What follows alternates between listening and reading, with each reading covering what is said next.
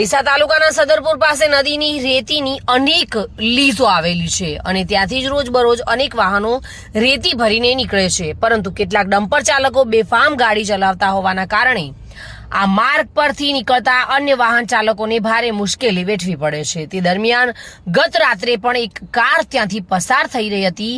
Single પટ્ટી road હોવાના કારણે કાર ચાલકે ડીપર મારી હોવા છતાં પણ સામેથી આવી રહેલા ડમ્પર ચાલકે ગાડી ધીમી પાડી ન હતી, જેથી રોજબરોજની આ સમસ્યાથી કંટાળેલા કાર ચાલકે ગ્રામજનોને બોલાવ્યા હતા અને કંટાળેલા ગ્રામજનોએ તમામ ડમ્પરોને રોકાવી ભારે હંગામો મચાવ્યો હતો।